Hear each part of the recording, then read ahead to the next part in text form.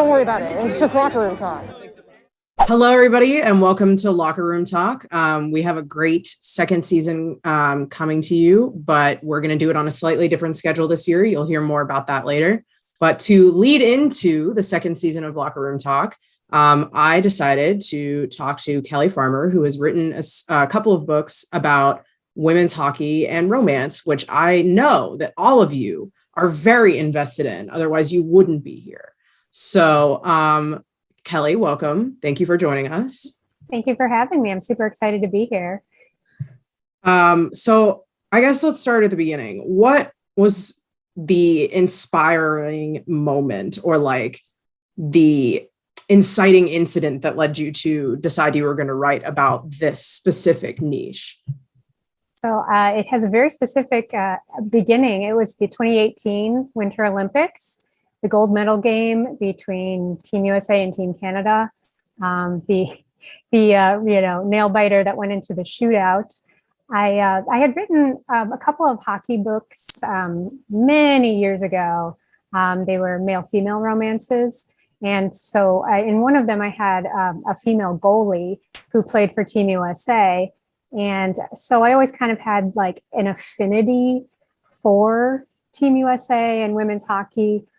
It's kind of a silly thing that creative types do. We sort of like feel like we're part of something, even though like my hockey skills are best suited to beer league. Yeah. And so I of course, was crying at the end of that game because, that was like, oh my God, it was such an amazing game.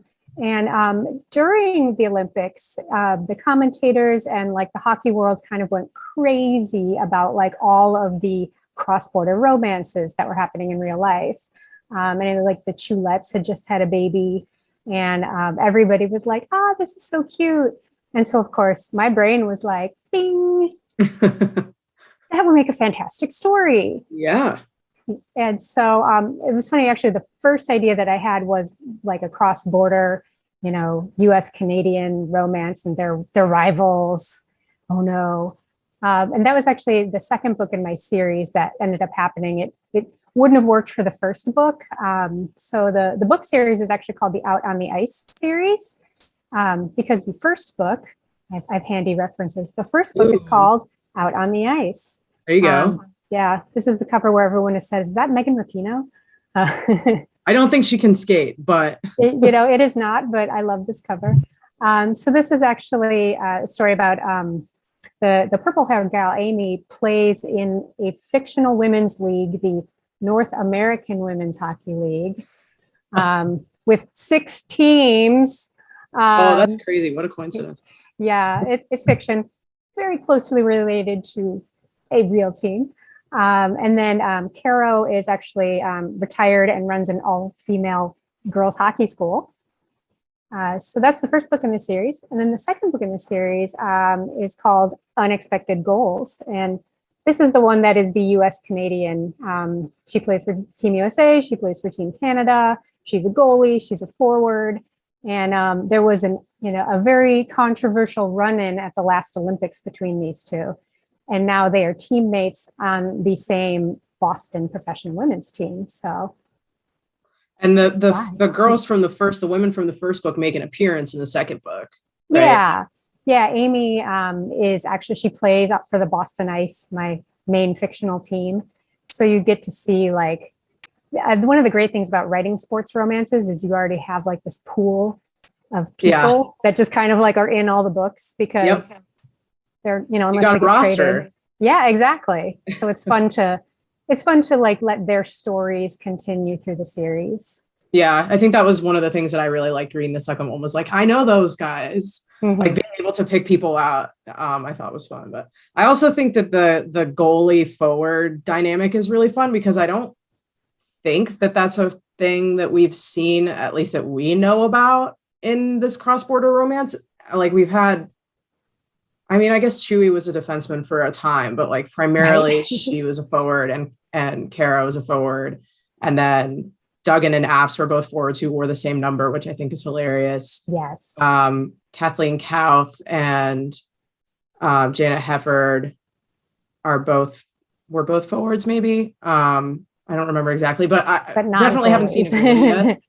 And I think Yeah. that that's such an interesting extra level of spice, because goalies are Right. so special. Yes, they're special, and we love them dearly. Said affectionately. I promise that was said affectionately. Yes, to all of my yes, goalie we love friends. goalies. We love your quirks. Yeah.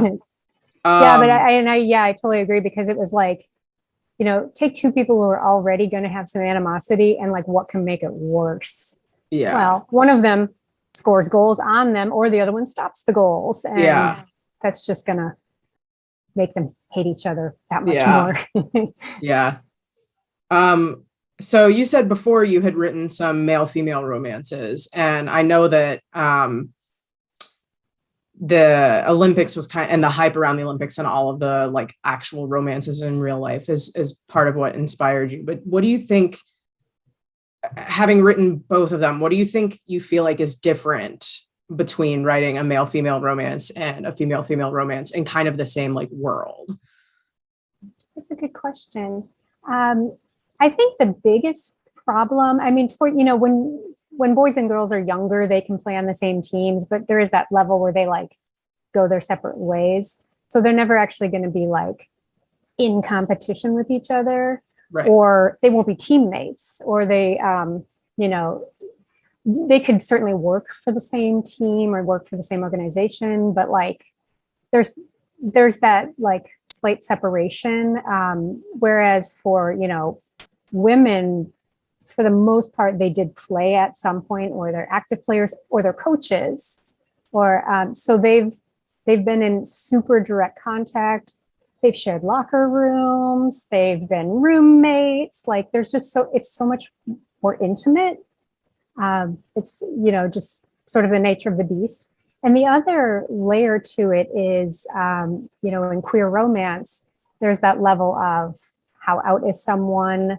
Are they concerned about, everything from what are my teammates going to say? Am I going to lose sponsorship? There's like a whole other level to really any queer romance. And, certain stories, it could be like not a big deal at all. And certain stories, it could be like a driving force of the story.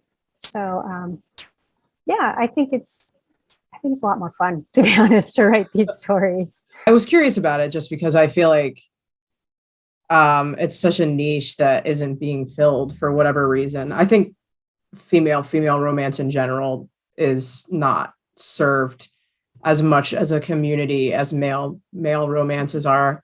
Or, of course, you can go into Stop and Shop and there's male-female romance books all down the aisle. An LGBT person, the number of times that you're going to see some kind of romance that caters to you is small. And if you are someone who really likes sports and is in sports, you're going to see that representation sometimes even less. So I think it's really interesting because you'll see, I mean, I know that you're on Twitter.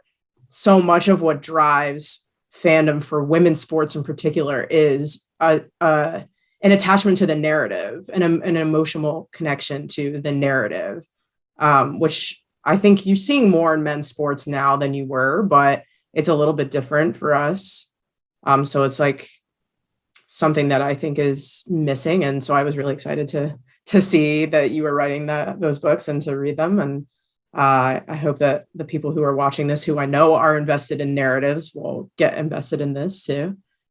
Yeah, and I mean, certainly, you make a great point that, I love the sport of hockey, but I also love the world of, people's private lives, because writers are very nosy.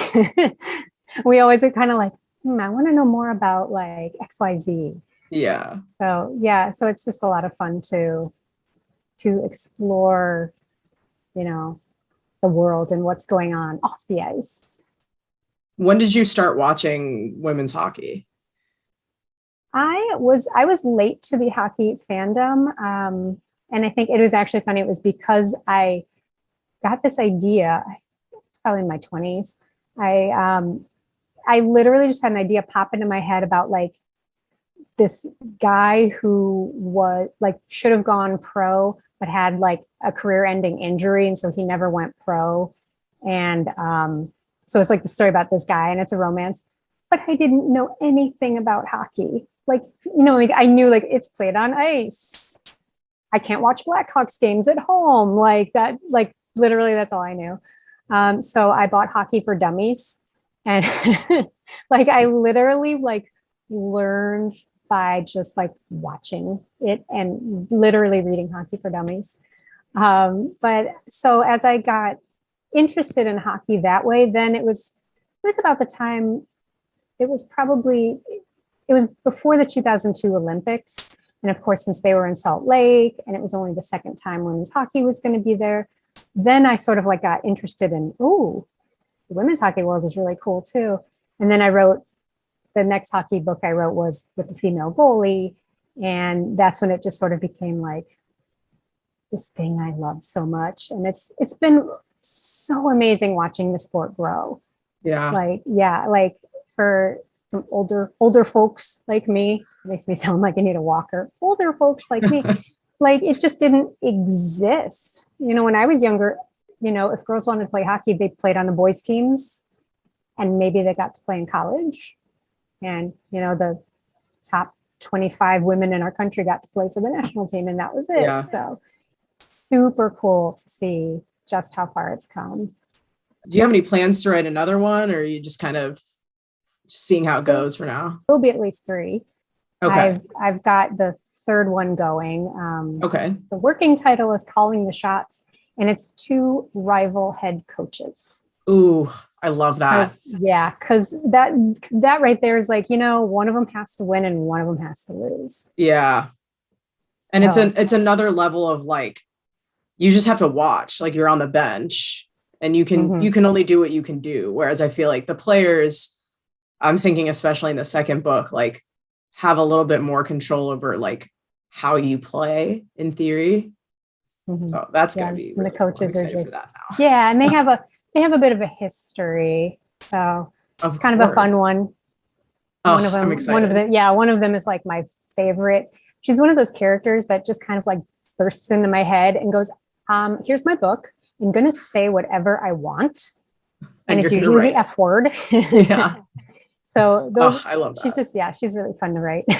Thank you so much for joining us. I really appreciated you taking the time, and I enjoyed both of your books, and I'm very excited to read more of them. Can you tell everyone where they can get your books?